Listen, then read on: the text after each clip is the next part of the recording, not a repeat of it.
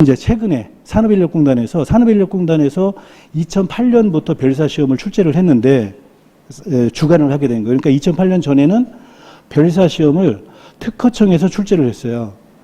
2008년도 전에는 사법시험 출제위원들이 들어가서 냈어요. 그러니까 옛날 문제는 어려워요. 별사 문제도. 옛날 문제는. 또 약간 이론적인 문제도 들어가 있어요. 근데 문제는 좋은데, 그래서 그 시대에 맞춰가지고 이제 이 책을 만들어 놨기 때문에 실전 기출 문제는 최근 거, 산업인력공단 문제, 그 다음에 혹시 몰라서 변호사 시험 문제를 해놨는데, 변호사 시험은 2012년도부터 변호사 1회였는데, 그때 1회 때부터 5회 때까지는 변리산 문법 문제하고 거의 똑같았어요. 근데 그 변호사 시험은 출제 파트를 딱딱딱딱 나눠서 자기네들끼리 어디에서 내겠다라고 대학교에서 중간고사, 기말고사 보듯이 어디에서 내겠다라고 범위를 정해놨어요. 그러다 보니까 이게 가면 갈수록 우리 민법 문제가 좀 동떨어져 있어요. 민사소송법을 많이 낸다든가 상법하고 연결된 걸 낸다든가 민사집행법과 관련된 걸 낸다든가 막 이래 돼 있단 말이에요. 그래서 지금 오면 올수록 14회, 15회 이렇게 오면 올수록 변리사 시험과 약간 동떨어져 있어요, 지금은. 그래서 이제 그 엄선해서 이제 좀 봐야 된다. 에? 그러니까 좋은 문제. 그런데 이제 예상되는 문제는 변호사 시험 문제가 많이 있어요. 그 출제 범위가 같다고 한다면. 그래서 선별해서 이해를 해야 된다. 제가 교재를 그렇게 구성을 해서 해놨는데 아무튼 변호사 시험 문제는 약간 진도 범위가 벗어날 수도 있다. 아셨죠? 그래서 산업인력공단 문제, 최근 문제, 또 특히 뭐 별사 시험 문제는 우리 기출 문제니까 눈여겨 좀 받으시고, 그래서 최근 거 위주로 해서 실전 기출 문제는 해놨어요. 그래서 그런 경우는 이제 같이 또 풀어보기도 하고 여러분들이 또 직접 풀어보시기도 해야 되고 이렇게 우리가 수업을 이제 진행하게 됩니다. 그래서 일단은 이제 그 법전 옆에 두시고 이제 수업을 일단 이제 중급 정도로 해서 요 기출 질문 및 서브 노트를 먼저 쭉 그 진도에 맞춰서 볼 거예요. 그리고 나서 문제집을 볼 거예요. 아셨죠? 자, 그러면 법전을 옆에 두시고 자, 그 서브 노트 및 기출 질문 및 서브 노트 봅니다. 자, 204페이지 보세요. 204페이지. 204페이지 보시면 채권법 일반 나와 있죠? 자, 두 번째 보호 의무가 나옵니다. 보호 의무. 자, 그러면 채무자 의무는 급부 의무, 부수 의무, 보호 의무로 나누는데 급부 의무와 부수 의무는 논란이 없어요. 급부 의무 중에는 주된 급부 의무, 종된 급부 의무 이렇게 나눠지는데 주된 급부 의무. 자, 이렇게 제가 수업을 하다 보면은 이제 뭐 어떤 거 뭐 종된 건 뭐야, 부수적인 건 뭐야, 뭐 이런 의문이 들 거네. 그러면 기본서 같은 걸 참조해 주시면 되는데 딱딱 나눠지는 건 안 해. 그러면 주된 급부 의무가 가장 주된 거예요. 가령 매매에서는 매도인 563조에서 매도는 재산권 이전, 매수인의 대금 지급.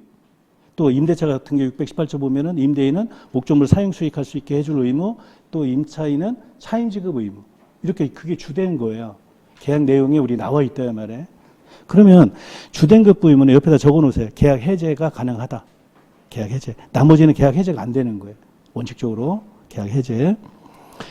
자, 그러면 급부 의무, 부수 의무에 대해서 위반하게 되면 채무불이행 책임을 지게 되는데 보호 의무는 인정할 것이냐 말 것이냐 논란이 있어요. 그래서 민법 개정위원회에서도 이 보호 의무를 명문화하자라는 견해가 있는데 그건 아직은 채택되지 않고 있어요. 그래서 학설이나 판례에 맡기고 있어요. 그래서 보호 의무의 판례가 중요한 겁니다. 그러니까 개별적으로 판례를 그때그때 판례가 대응하게 하겠다라는 게 민법 개정위원회 의견이에요. 그러니까 민법 개정위원회가 2023년도에 또 구성이 됐는데 지금도 또 작업을 하고 있어요. 작업을 하고 있는데 아무튼 보호 의무는 자, 긍정설이 다수 판례입니다. 그러면 보호 의무를 인정하게 되면 위반 시 채무불이행 책임을 물을 수 있어요. 만약에 보호 의무를 부정하게 되면 뭘로 물어야 된다? 불법행위로 물어야 돼요. 그러면 불법행위와 채무불이행 차이점은 뭐예요? 입증에서 차이가 있죠. 그러면 우리가 늘 사적자치 원칙이 민법의 기본 원칙인데 사적자치 원칙, 법률행위 자유 원칙, 재산권 보장, 그 다음에 과실책임의 원칙에 과실책임의 원칙의 가장 대표적인 게 뭐예요? 채무불이행과 불법행위다 이 말이에요. 뭐에 가장 큰 차이가 있어요? 입증 책임의 차이가 있죠. 입증 책임에. 그렇기 때문에 거기에 보면 A, B, C 그랬는데 이제 앞으로 이 서브노트를 보시면서 그림은 이해가 되지 않을 수가 있어요. 그림은 이해가 되면 더 좋은데 이해되지 않으면 A, B, C 이렇게 되어 있는 지문만 이해하면 돼요. 그게 기출 지문이기 때문에. 자, 가장 핵심적인 것만 모아놓은 거예요. C 밑에 보면 과실책임이 나오죠. 390조, 750조. 고의 과실 누가 입증하느냐? 390조는 채무자가. 그런데 750조는 채권자, 즉 피해자가 입증해야 된다 말이에요. 그래서 우리가 민사소송이나 민법에서 우리가 이제 권리 경합 뭐 이런 말을 하죠. 청구권 경합 이런 말. 그래서 경합. 이게 통설 판례입니다. 자, 그러면 보임의 가장 키포인트는 뭐냐? 숙박사건이에요. 숙박사건.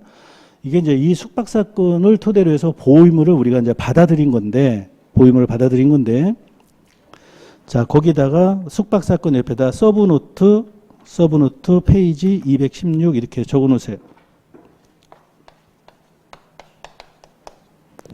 자, 216 이렇게 적어 놓으시고 한번 잠깐 보고 와서 다시 그 216페이지에 보면 216페이지 거기 불완전이행이라고 나와 있어요. 불완전이행. 채무불이행 중 이행지체, 이행불능, 불완전이행 3번이 있죠. 3번.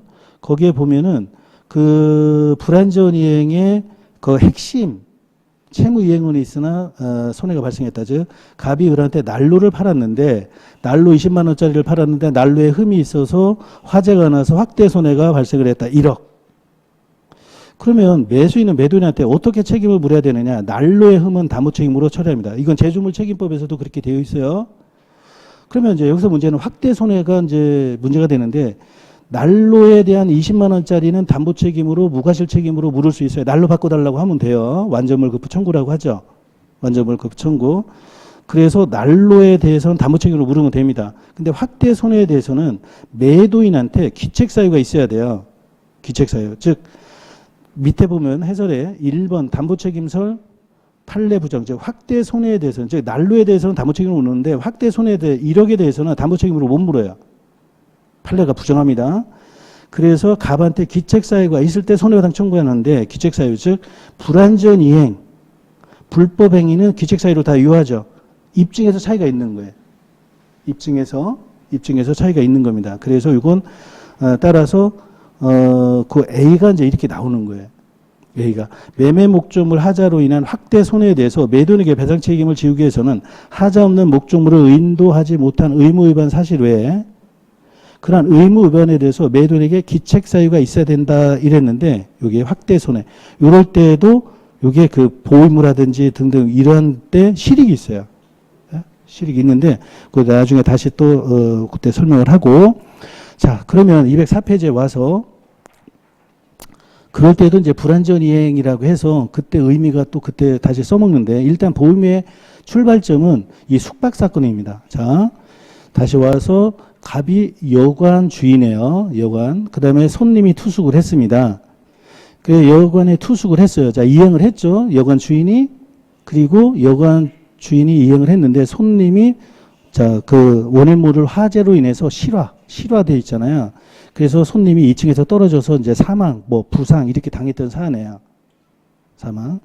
자, 그런데 을이 갑한테 손해배상을 청구해야 되는데 부상당한 거에 대한 손해배상을 청구해야 되는데 이행이 있는데 불완전했죠. 그게 불완전 이행이라고 한 거예요. 불완전 이행. 그런데 이때 당시 이 판례가 보임으로 인정했던 이때 당시에 을이 갑한테 390조 채무불이행과 불법행위 청구권 경합이 되는데 만약에 보임을 부정하게 되면 불법행위로 물어야 돼요. 채무불이행이 안 되는 거예요. 그러면 불법행위로 묻게 되면 이때 당시에 실화책임법은 실화인 경우는 불법행위로 못 물었어요. 그러니까 손해배상 청구를 못하게 됐다 말이에요. 그러니까 판례가 보임을 받아들인 거예요. 독일의 보임을. 그러니까 독일의 보임을 받아들이니까 이행은 하긴 했는데 어떻게 됐다? 불완전하게 했다는 거예요. 그래서 보임의 위반으로 해서 채무불이행 책임을 인정을 했다 말이에요. 아셨죠? 아, 숙박사건은 무슨 불완전이행에서 보임의가 핵심이구나. 이거의 키포인트예요. 그러니까 왜냐면 그전에 보임으로 인정하지 않았던 만약에 급보임의 부수임만 인정하고 보임으로 인정하지 않으면 보임은 뭐예요? 계약과 관련되어 있는 의도했던 의무가 아니고 계약과 관련해서 계약을 진행 중에 그 상대방한테 어떤 재산권이라든가 어떤 신체, 생명 이런 걸 침해하는 걸 말하는 거예요. 그러니까 원래는 계약에서 의도한 게 아니에요. 계약에서. 이 숙박사건이라는 건 숙박이라는 건 뭐예요? 거기서 투숙해가지고 거기서 지내다가 나가는 거 아니에요. 근데 여기서 화재가 발생을 해서 사람이 다쳤다 이 말이에요. 그러면 이 손해배상을 청구해야 되는데 불법으로 묻게 되면 이때 당시에 실화 책임에 관한 법률에서는 실화인 경우는 불법 행위가 안 됐다 이 말이에요. 지금은 돼요. 실화 책임에 관한 법이 개정이 됐기 때문에.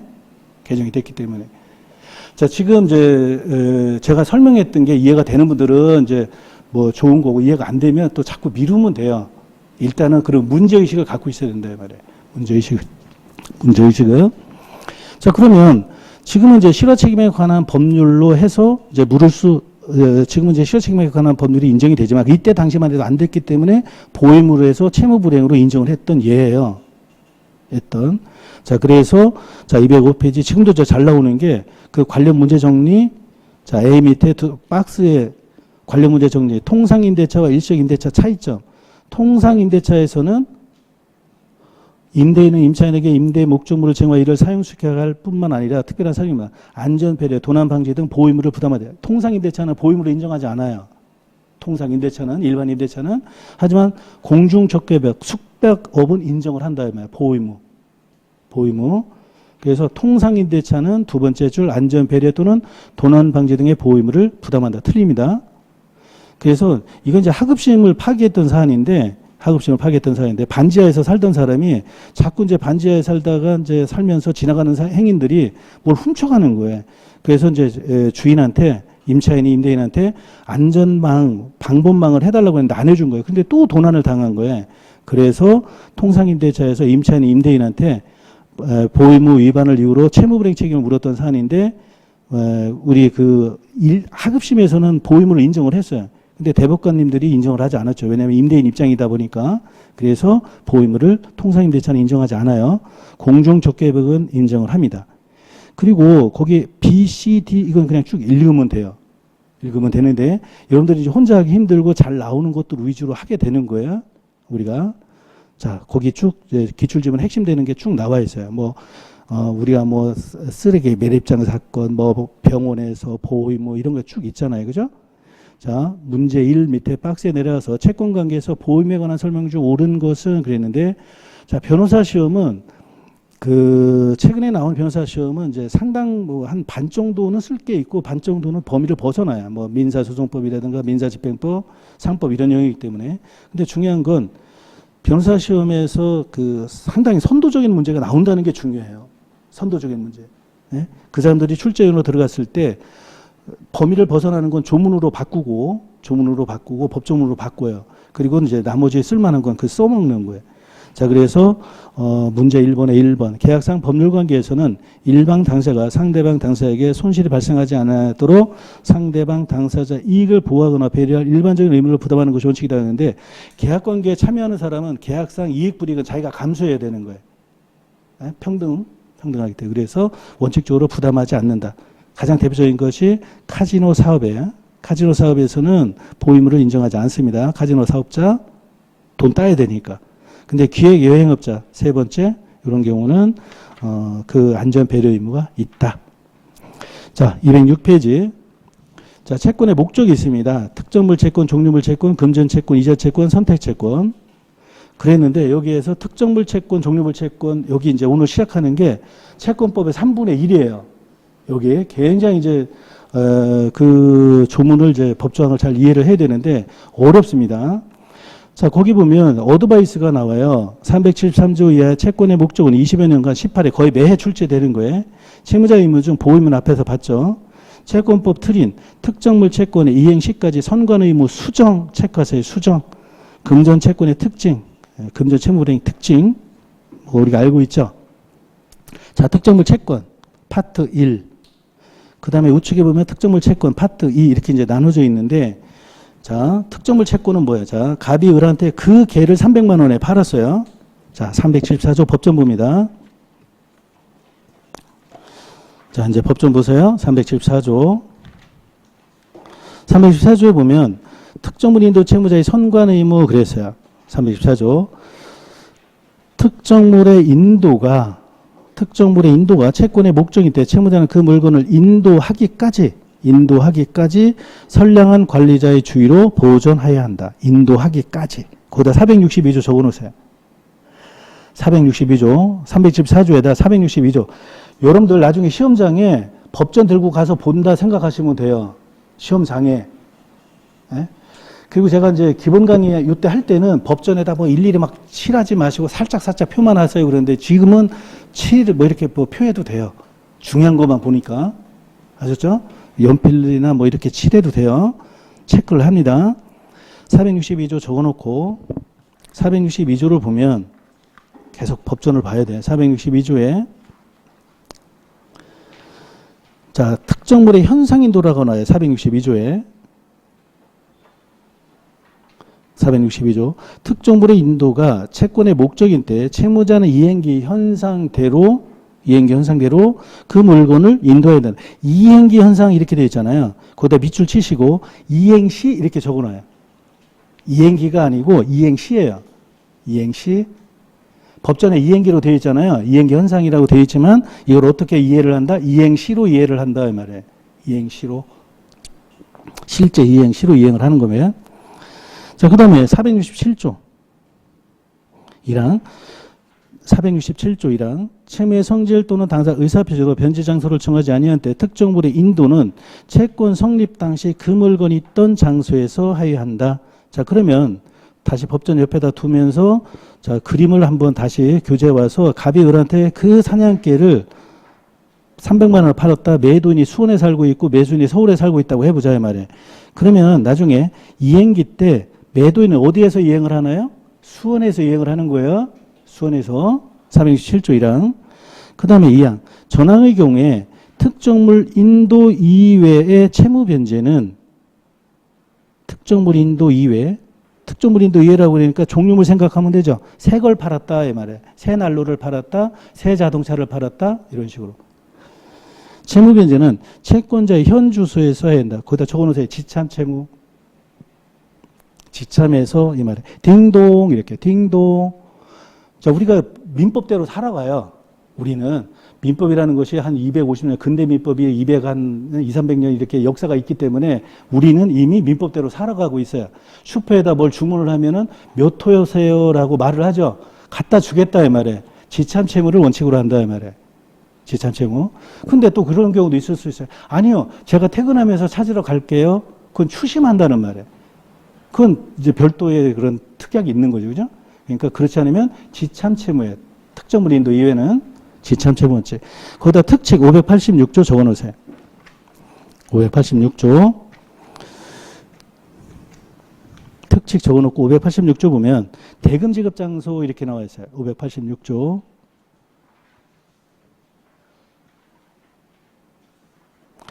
매매 목적물의 인도와 동시에 대금을 지급할 경우에 인도 장소에서 자 보통 우리가 매매를 하게 되면 물건을 받으면서 돈을 주죠. 이렇게 목적물의 인도와 동시에 대금을 지급할 경우에 인도 장소에서 이를 지급을 합니다. 자, 그러면 다시 그림으로 와서 사냥개를 300만 원에 팔았어요. 그러면 사냥개는 어디서 이행을 하죠? 수원에서 이행을 한다고 그랬습니다. 돈을 어디서 주죠?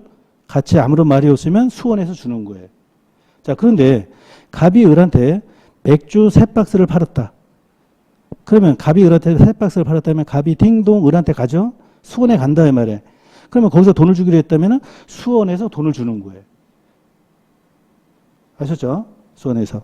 그렇기 때문에 항상 그 염두에 두셔야 되는데 이제 그건 어렵지 않아요. 이게 지금 이제 우리가 그 467조하고 467조, 586조는 뭐 계속 문제 이렇게 풀면서 보면 되는데 이제 다시 교재에 와서 374조 인도하기까지 자, 계약 체결하고 변제기가 나오죠. 자, 특정물의 현상 인도 이행시까지라고 그랬어요. 2번. 계약 체결하고 보관 의무 다하고 변제기가 있고 변제시가 있는데 변제기 때 보통 변제를 하게 되는데 변제기 다음으로 변제기 때 못하고 변제시가 떨어져 이행을 하는 경우가 생길 수 있다 말이에요. 이때 374조 선관주 의무는 수정이 됩니다. 이걸 모르면 안 돼요. 나 이거 몰랐어. 기본 강의 때도 이거 안 했어. 그러면 지금 알아야 돼. 이거 오늘 가서 알아야 돼. 이걸 모르면 채권법을 할 수가 없어요. 오늘 하는 건 무조건 가서 복습을 하셔야 돼요. 자, 그러면 선관주 의무 374조 선관주 의무를 이행 시까지 변제 시까지 선관주 의무를 부담하는데 변제기 때 수정이 된다 이 말이에요. 그러니까 변제기 때 이행을 못하게 되면은 이행 지체에 빠지게 되면 392조 무과실 책임을 지게 되고, 그러니까 선관 의무는 과실 책임이라고 하잖아요. 근데 392조는 무과실 책임을 진다 이 말이에요. 근데 그게 책임이 가중되는 거예요. 그러니까 변제기 때 이행을 하러 갔는데, 자, 막걸리를 어떤 사람이 팔았어요. 장수 막걸리를 한 박스를 대학교 동아리에 팔았어요. 축제 때. 자, 변제기 때 이행하러 갔더니 축제가 연기가 됐다고 해서 동아리에서 사람이 나오지 않아요. 자, 이행을 했습니다. 그러면 뭐에 빠졌어요? 채권자가 못 받았으니까 채권자 지체에 빠졌죠. 그때 401조가 적용이 되는 거예요. 이때는 주의무가 경감이 됩니다. 401조가 나오면 항상 538조가 따라 나와야 돼요. 자, 그러면 이제 조항을 다시 확인합니다. 374조부터.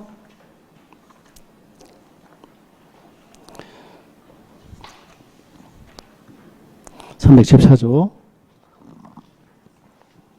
특정물의 인도가 채권의 목적이 돼 채무자는 그 물건을 인도하기까지 이행 시까지 선량한 관리자의 주임으로 보존해야 된다 그랬어요. 그러면 자, 변제기 때 자, 변제 시까지라고 그랬는데 324조. 그러면 이제 392조 자, 무과실책임 책임이 가중되는 거죠. 392조를 봤더니 이행지체 중 손해배상 그랬어요. 자, 변제기 때 이행을 하려고 했어요. 자, 그 진돗개를 팔았는데 300만 원에 팔았는데 개가 자꾸 울고 또 그 딸내미가 그 개 팔면 나도 팔아, 나도 따라갈 거야. 막 이러면서 애 때문에 뭐 이행기 때 이행을 못 했어요. 자, 그러면 392조 채무자는 자기에게 과실이 없는 경우에도 자, 이행기 때 이행을 하려고 했는데 딸 때문에 이행을 못 했어요. 그랬더니 걔가 삐져가지고 나가버렸어요, 집을. 자, 그러면 채무자는 자기에게 과실이 없는 경우에도 이행지체 중에 걔가 집을 나간 거에 대해서 손해를 배상해야 됩니다. 무슨 책임을 져요? 무과실 책임을 져요. 아셨죠? 그러나 채무자가 이행기에 이행하여도 손해를 면할 수 없는 경우는 그러하지 아니하다 그랬는데, 자, 392조는 이행지체 중에 선관 의무는 수정이 돼가지고 무과실 책임으로 왜? 지체 자기가 잘못했기 때문에. 그러나 채무자가 이행기에 이행하여도 손해를 면할 수 없는 경우에는 그러하지 아니하다. 자, 부동산이 그때 이행을 해야 되는데 어떤 임차인 때문에 이행을 못하게 됐어요. 그랬는데 이행지체 중에 빠졌어요. 그런데 이행을 했는데 이행을 해야 되는데 못하고 있는 사이에 태풍이 와가지고 그 집이 떠내려갔어요. 그러면 이행기 때 이행을 하더라도 그 집은 떠내려갑니다. 그런 경우를 입증을 하면 면한다 이 말이에요. 그건 뭐 아주 특이한 사례니까 일단 중요한 건 전담 부분에 그러나가 중요한 게 아니고 책임이 가중되는 거예요. 자, 그 다음에 자, 변제기 때 이행을 합니다. 자, 아까 막걸리 같이 그랬는데 자, 401조 자, 400조부터 보세요.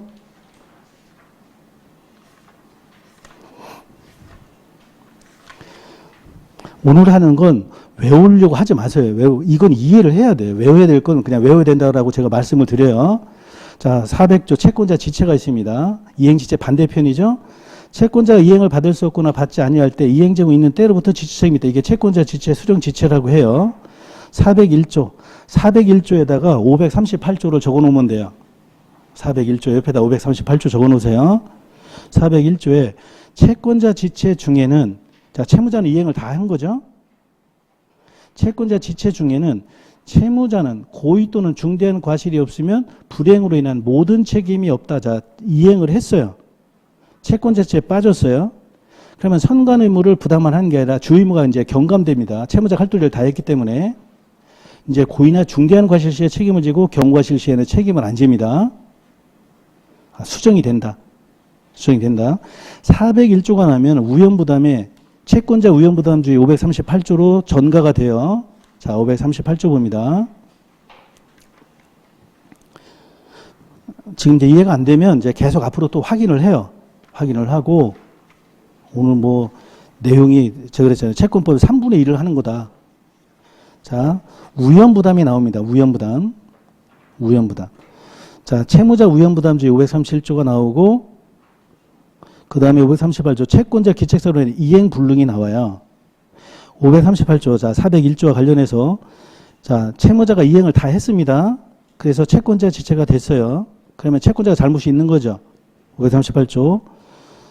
쌍무계약의 당사 일방의 채무가 채권자의 책임 있는 사유로 이행할 수 없게 된 때 채무자는 상대방의 이행을 청구할 수 있다. 채권자 수령지체 중에 당사 쌍방의 책임 없는 사유로 이행할 수 없게 된 때도 같다. 이랬는데 요건 아직 이제 위험부담 자체가 또 뒤에 다시 나오는데 늘 나와요. 이 파트는 불능 파트에서 늘 나오는데 자 막걸리를 가지고 동아리에 갔어요. 막걸리를 가지고 갔는데 축제가 연기됐다고 해서 거기서 사람들이 기다리지 않고 있어요. 자 그러면 채권자에 빠졌죠.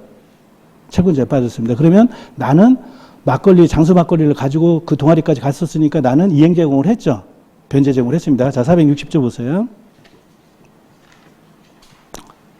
460조에 이것도 오늘 다 해야 되는 내용들이에요. 변제 제공의 방법에 보면 변제는 채무 내용에 쩌천 현실의 제공을 해야 된다. 즉 현실 제공을 했죠. 내가 현실 제공. 예외적으로 구두 제공이 현실 제공 원칙입니다. 그러면 461조 뭐라고 되어 있어요? 변제 제공의 효과. 변제 제공은 그때로부터 채무불이행 책임을 면하게 됩니다. 그러니까 내가 동아리에 가서 제공을 하면 나는 제 변제 제공, 현실의 제공을 했고 나는 채무불이행 책임을 면해요. 내가 이행 제공을 했기 때문에 461조 그렇게 되어 있죠. 그러면 이제 뭐에 됐어요? 채권자 지체가 되면 나는 채무불이행 책임을 면하면서 상대방은 채권자 지체에 빠졌죠.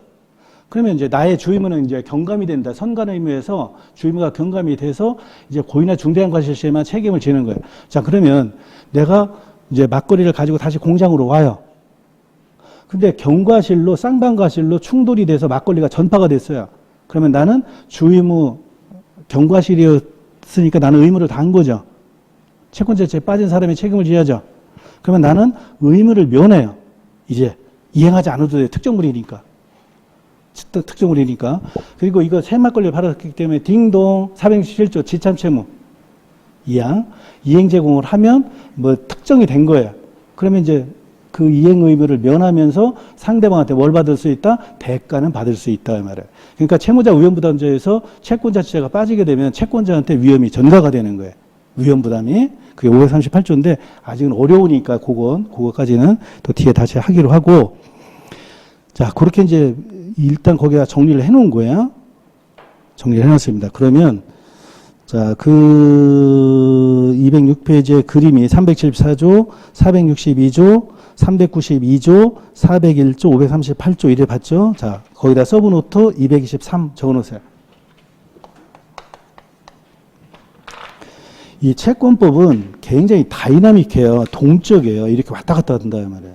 특히 우리가 판대택식이다 보니까 자, 223페이지에 보면 이제 한번 이제 봅니다.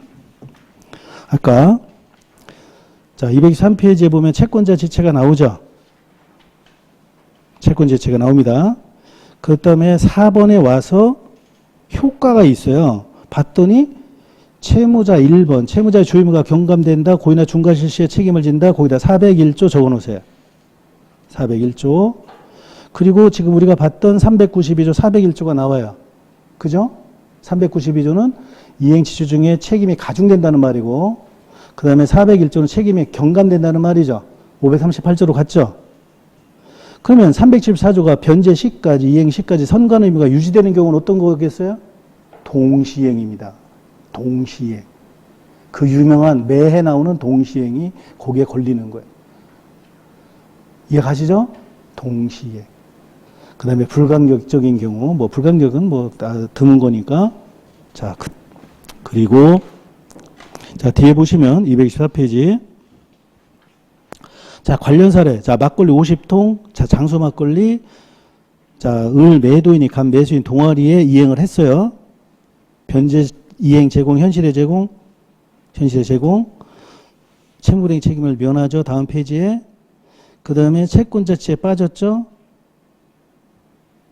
갑은 채권자 지체에 빠지고 또 자, 우리가 아까 봤죠. 간단하게. 이행을 할 때 돈을 줘야 되는데 돈도 못 줬을 거예요. 동아리에서. 그러면 그 사람은 또 뭐에 빠져요? 채무불이행에 빠진다. 이 말이에요. 채무불이행.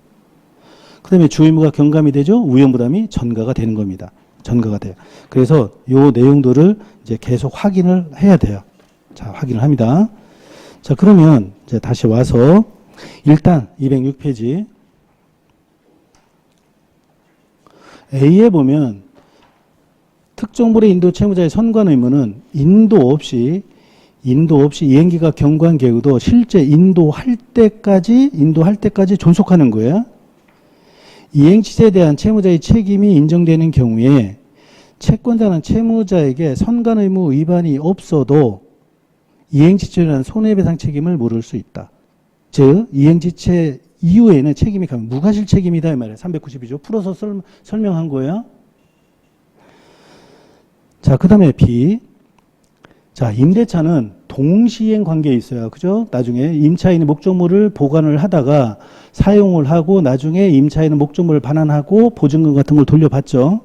자, 이때 임차인, 임대인, 소유 건물 일부를 임차하여, 이건 뭐 판례 내용인데 사용 수익하던 중 임차 건물 부분에서 화재가 발생을 했다. 그러면 임차인은 목적물을 반환할 때까지 선관 의무를 부담을 하는데 화재가 났다는 거예요. 일부를 임차했는데 1층을 임차했는데 2층까지 임차 외 건물물까지 불에 타 그로 인해 임대인에게 재산상 손해가 발생하는 경우 종전에는 임차 외 건물 부분까지 선관 의무를 부담한다고 했는데 최근에 판례가 바뀌어가지고 자기가 임차한 1층에 대해서는 선관 의무 자기가 입증해야 되지만 2층 부분에 대해서는 그건 이제 임대인이 입증을 해야 된다고 판례가 바뀌어졌어요. 선관 의무에 대한. 그래서 이건 뭐 2017년 전환합치니까 2027년까지 계속 나오는 거예요. 한 10년간 계속 나오는 거예요.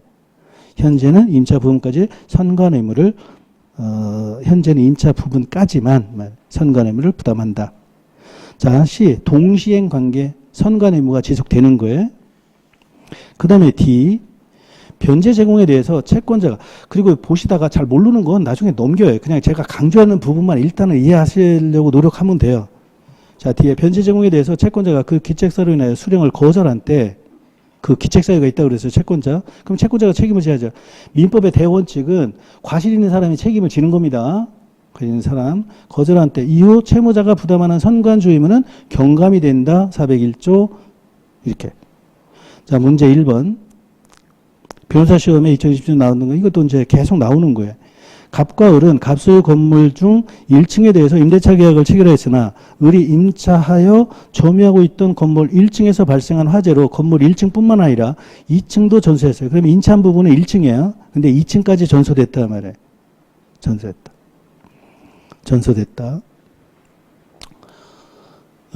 예전에는 이렇게 그 실화인 경우에는 원칙적으로 실화 책임에 관한 법률로는 못 물었었어요. 예전에는.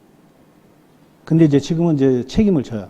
책임을 지는데, 그러니까 이제 이건 이제 계약 관계가 있으니까 채무불이행으로 다룬 거죠. 자, 기업. 거기 세 번째 줄에 623조 체크합니다.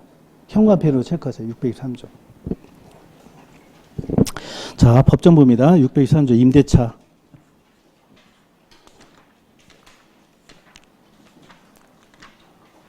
그 양창수 대법관, 서울대학교 이제 교수였던 양창수 대법관, 이제 그 전에 이제 이 판례 이거 평석을 하면서 굉장히 강조했던 내용이 이거예요. 623조. 임대인의 의무 그랬는데 임대인은 목적물을 임차인에게 인도하고 계약 존속 중 사용 수익에 필요한 상태를 유지하기를 의무를 부담한다. 이게 임대인의 적극적 의무이죠. 이게 이제 지상권하고 전세권하고 차이점이에요. 그래서 임차인의 필요비익비 청구권이 가능한 거예요. 그런데 이렇게 지금 임대를 했을 때 천장 부분에서 화재가 발생했다. 이 천장 부분에서 이런 말이 나오면 이건 임대인이 사용 수익할 수 있는 상태를 못 만들어줬다고 보는 거예요. 아셨죠? 그래서 기억. 건물 1층에서, 자, 1층 임차한 부분에 화재가 갑 임대인이 집에 관리하는 영역에 존재하는 하자로 인하여 발생한 것으로 추단된다면, 특별한 사정이면 갑 임대인은 화재로 인한 목적물 반환 의무 이행불능에 대한 손해배상 책임을 을에게 물을 수 없어요. 왜? 623조 임대인의 사용 수익 상태의 유지 의무를 달달하고 못했기 때문에 이렇게. 이게 천정에서 발생한 화재예요, 이게. 요 기억지문 603조 잘 해야 되고. 그 다음에 니은은 우리가 이제 봤던 전원합의체 내용입니다. 1층에서 발생한 화재가 발생 원인이 불분명한 경우에 임차인이 선관 의무 다하지 못하면 입증을 못하면 책임을 지는 거예요. 하지만 디귿 건물 2층에서 발생한 화재에 대해서는 예전에는 이것도 임차인이 책임을 졌지만 이제 임차인한테 책임을 물기 위해서는 임차인이 선관 의무를 못했다는 걸 입증을 해야 된다. 이게 전원합의체 내용인 거예요. 아셨죠? 그래서 요 문제 1번 이렇게. 자, 그 다음에 자, 특정물 채권 2. 자, 선관의 의무 입증, 채무자가 입증해야죠. 자, 현상 인도 462조, 인도 장소 467조. 자, 특정물 채권 A. 채무의 성질 또는 당사가 의사표시와 변제 장소를 정하지 아니한 때 특정물의 인도는 채권자의 현 주소에서 하여한다 이랬는데 채권자의 현 주소가 아니고 특정물 채권은 어디에? 채권 성립 당시 그 물건이 있던 장소예요. 그죠? 467조 1항. 자, B. 갑은 을의 집에서 키우는 유일한 진돗개 A를 매수하면서 일주일 후 잔금 지급과 동시에 A를 인도받기로 했다. 을은 다른 약정이 없는 한 A를 자신의 집에서 갑에게 인도하면 되죠. 그렇죠? 자, 이게 특정물 채권입니다. 그러면 C. 갑은 을로부터 신용냉장고 한 대를 구입하다. 자, 종류물이죠. 딩동, 이건 딩동 지참 채무에 을이 냉장고를 갑의 집으로 운반하는 도중에 아직 특정이 안 되어 있는 거예요. 병에 트럭에 추돌되어 냉장고가 파손됐어요. 그러면 조달 의무가 있는 거예요. 이건 원칙적으로 종류 채권이 특정되지 않았다. 그렇죠? 채권자 주소 딩동 할 수 있는 행위를 다 동아리 앞에까지 딩동 다 가야만이 특정이 되는 거예요. 자, 375조 2항 봅니다. 375조 2항을 보면 종류 채권이 나와요. 자, 375조 1항은 이제 알고 있죠. 채권의 목적을 종류로만 지정한 경우에 법률행위 성질이나 당사자 의사에 의해 품질을 정할 수 없을 때 중동 품질로 이행을 합니다. 이항이 중요한데 전항의 경우에 채무자가 이행에 필요한 행위의 완료, 아까 봤죠? 이행에 필요한 행위의 완료가 뭐냐면 현실의 제공이에요. 460조. 그 다음에 변제 장소와 관련해가지고 특정물은 채권 성립 당시 물건이 있던 장소고 종류물은 어디에? 지참 채무였어요. 딩동. 이래야 특정이 되는 거예요. 375조 이하. 채무자가 이행에 필요한 행위를 완료하거나 채권자 동의를 얻어 이행할 물건을 지정한 때 할 때, 요게 이제 너무 어려운데, 채권자 동의를 얻어 이행할 물건을 지정할 때, 거기 전단에 채무자가 이행에 필요한 행위 완료에다 467조 적어놔요. 그 다음에 467조 적어놓고, 467조, 현시의 제공 원칙, 467조, 특정물, 종류물 이렇게 나눠져 있었죠. 네, 이렇게. 그게 채무자가 이행에 필요한 행위 완료할 때 요거 467조 요거 이항 지참 채무 딩동 이렇게. 또 채권자 동의를 얻어 이행할 물건을 지정할 때 이건 뭐냐면 이행할 물건을 이제 지정을 한다. 이제 여기에 거기 채권자 동의를 얻어 이행할 물건을 지정할 때 이 말은 내가 여러 개 물건 세 개에 있는데 이거요? 예, 그거요? 이게 아니에요. 내가 슈퍼에 전화를 해서 경김이 쌀 한 포대 갖다 주세요. 했다 이 말. 아니면 쌀 한 포대를 갖다 주세요. 그랬어요. 그러면 무슨 쌀로 갖다 드릴까요? 그랬더니 알아서 갖다 주세요. 라고 그 특정을 할 수 있는, 지정을 할 수 있는 권한을 주는 거예요. 그걸 동의했다고 하는 거예요. 요거 하는 건가요? 이런 건, 예, 그걸로 주세요 하는 건 법에다 둘 필요가 없는 거예요. 그러니까 여기서 출제할 때 이제 우리가 그 객관식 지문을 보면 그 차에다 물건을 실었을 때 특정이 된다라는 말은 틀린 말이에요. 즉, 딩동해야 된다, 이 말이에요. 딩동. 그 특정, 그러니까 차에다 실었을 때 특정이 된다 이 말은 지정권을 주는 거예요. 지정할 수 있는 권한을 주는 거예요. 자, 쌀 한 포대 갖다 주세요. 20kg짜리 쌀 한 포대 갖다 주세요. 몇 호세요? 어디 몇 호입니다.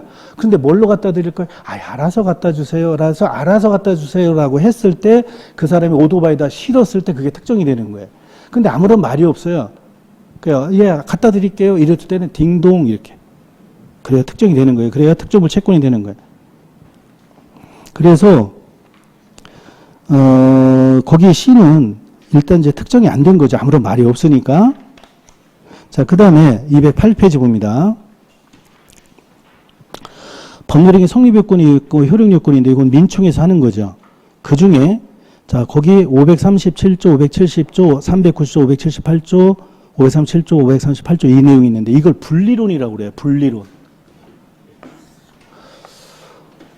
제가 지금 이제 어떤 분들은 이제 제가 이걸 물어보면 작년에 수업을 하다 보니까 원시적이 후발적이 수업을 하다 보니까 나는 그런 거 잘 몰라요 하는 분도 있더라고요. 근데 이건 알아야 돼요. 알아야 되는데 왜 그걸 강조를 안 하는 강사가 있느냐? 그것은 현대 추세에 이게 이제 허물어졌기 때문에 그런데 실제 문제를 풀어보면 이 분리론이 굉장히 중요하다는 걸 알 수가 있어요. 그러니까 우리가 원칙대로 배워야 된다 말이에요. 우리는 독일법계라고 하잖아요. 독일법을 처음에 입법을 할 때 이렇게 했어요. 했는데 이게 시대가 지내면서 우리는 한 60년대 시행을 했으니까 지금 한 60년 넘게 지났잖아요, 지금. 그러다 보니까 이게 약간 이제 허물어져 가는 게 있어요. 하지만 처음에 이렇게 됐다는 걸 아는 게 중요하다 말이에요. 원시적 전부불능 무효예요. 단 535조 계약철상의 과실책임이 문제가 됩니다. 그 다음에 원시적 일부불능 137조 일부무효는 전부 무효예요. 단 매매는 담보책임이에요. 담보책임. 이게 무과실책임입니다. 근데 여기가 실내익배상이에요. 근데 요 담보책임은 실내이익과 이행이익이 예전에는 이제 실내이익이었어요. 근데 지금은 이행이익이 나타나고 있다 말이에요. 자, 후발적 불능 중 채무자한테 기책 사유가 있어요. 요게 390조 채무 불행입니다. 요건 이행이익 배상이에요. 이행이익 배상. 이행이익 배상. 전부 배상 뭐 이행이익 배상이래. 자, 그리고 537조 채무자한테 후발적 불능 중 채무자한테 기책 사유가 없는 요게 위험 부담이에요. 위험 부담. 위험은 물건의 위험이 있고 대가 위험이 있는데 위험 부담하면 요 대가 위험을 말하고 쌍무 계약에서 요게 문제가 됩니다. 오늘 요거 해야 돼요. 이거 문제를 풀려면 해야 된다 말이에요. 힘들어도 확인하시고 그러면 나중에 좀 편해지겠죠, 그죠? 위험 부담. 자, 물건의 위험은 쌍무 계약이든 요거 다시 할 거예요. 자, 편무 계약이든 다 가능합니다. 위험은 불이익을 말하는 거잖아요. 물건의 위험은 쌍무 계약이든 편무 계약이든 그 물건을 못 받는 불이익이기 때문에 항상 채권자가 불이익을 감수를 해요. 이걸 본래급부 위험이라고 그래요.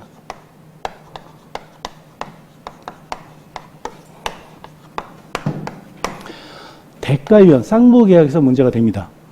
이건 원칙이 채무자 위험 부담주의예요. 늘 나오는 거예요. 계약 체결 후 이행할 사이에 지진이 나서 그 목적물이 멸실이 됐다. 또 계약 체결 전에 이미 그 집이 뭐 멸실이 됐다. 이런 말을 하잖아요. 문제. 자, 원칙 채무자 위험 부담주의.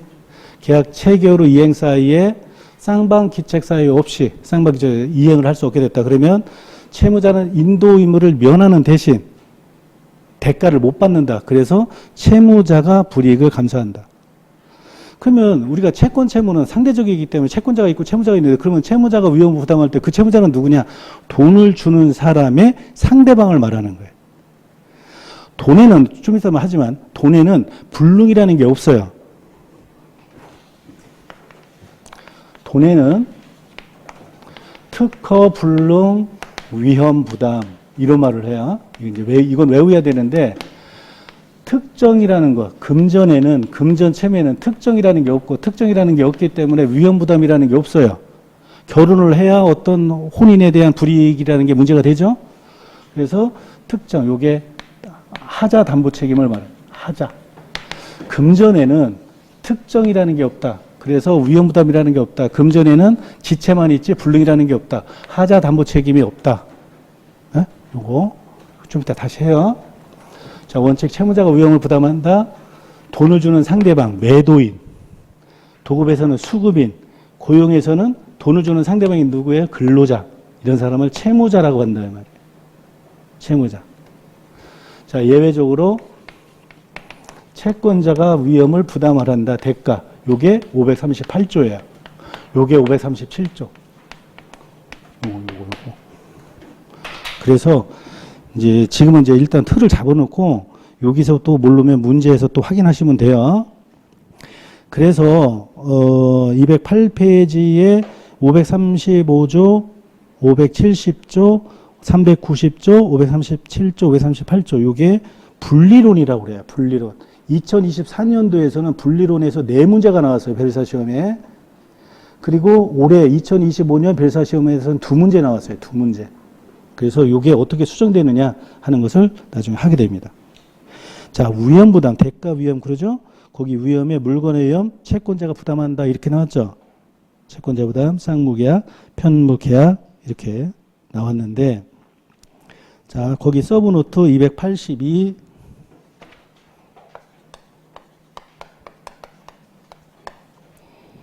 283 여기에 서브노트 지금 우리가 보는 거 자, 요걸 이제 봅니다. 또 이렇게 이제 힘들게 하면 문제 풀기가 좋아요. 자, 위험 부담이 나옵니다. 위험 부담. 자, 그러면 위험 부담이 나오죠? 그러면 거기 C 밑에 위험이 불이익이라고 그래요. 불이익. 물건의 위험은 본래 급부 위험, 대가 위험을 반대 급부 위험. 이게 위험 부담이라고 하는 거예요. 자, 그러면 물건의 위험부터 봅니다. 우측에 사례 1. 물건의 위험. 갑이 을한테 A 드레스를 2천만 원에 팔았다. 뭐 증여를 했다. 뭐 이럴 수가 있어요.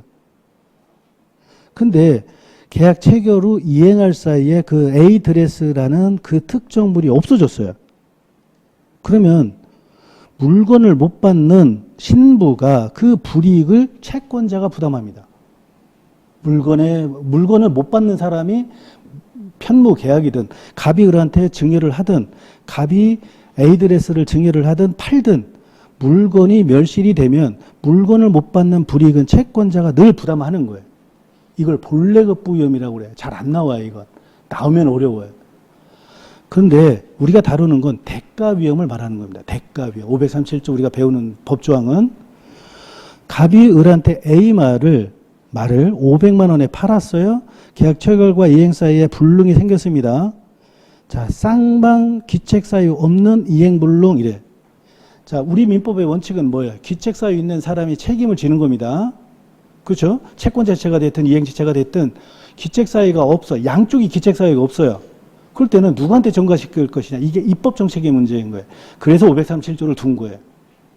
그래서 537조에서는 쌍방 기책 사유 없이 이행할 수 없게 될 때 이행 의무를 면하여 자, A 말을 이행하지 않아도 돼요. 하지만 대금을 못 받는다. 537조. 자, 한번 다시 확인할게요. 537조 법정부입니다. 537조에 채무자 위험부담주의 그랬어요. 오늘 하는 내용이 우리 채권법의 3분의 1이라고 했어요. 나중에 또 나와요. 예, 근데 자꾸 이해를 해야 된다, 이 말에.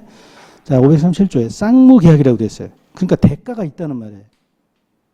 당사자 일방의 채무가 당사자 쌍방의 책임 없는 사유. 입법 정책의 문제이기 때문에 입법으로 해결을 했다, 이 말이에요. 사유로 이행할 수 없게 된 때 채무자는 상대방의 이행을 청구하지 못한다.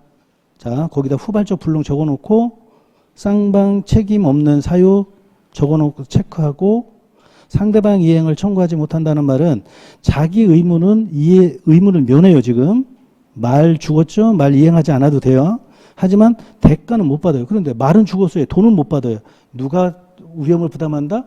채무자가 위험을 부담한다 이 말이에요. 매도인이 돈을 주는 상대방이 그죠? 자, 대가 위험.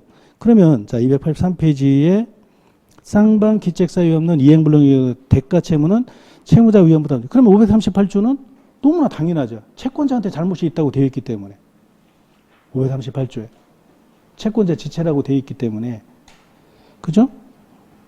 538조 채권자 기책 사유야 이행불능 쌍무계약의 당사 일방의 채무가 채권자의 책임 있는 사유로 이행할 수 없게 된 때 채무자는 상대방의 이행을 청구할 수 있어요.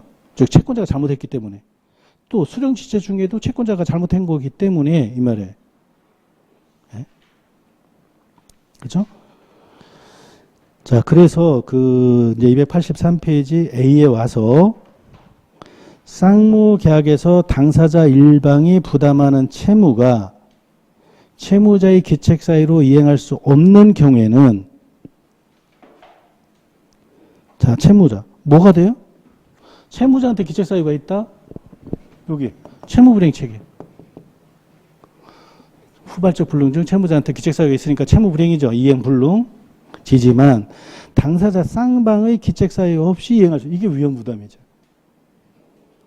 위험 부담에 관한 537조가 적용되고 채권자의 기책 사유로 이행할 수 없는 경우에는 538조가 적용되는 거예요. 그 최근 이게 2021년 판례 이렇게 나왔는데 이건 뭐 이때 나온 게 아니라 원래 그 전부터 있는 게 이제 다시 확인이 되는 거예요. 최신 판례는 90% 이상이 그냥 반복하는 거예요. 반복하는 거예요. 그죠? 요래해서 하고 좀 쉬었다가 이제 그 위험부담의 208페이지의 위험부담 한번 다시 간단하게 정리를 하고 그다음에 관련 문제 587조 또 이것도 봐야 돼. 587조 요 내용. 그래서 일단 쉬었다 하겠습니다.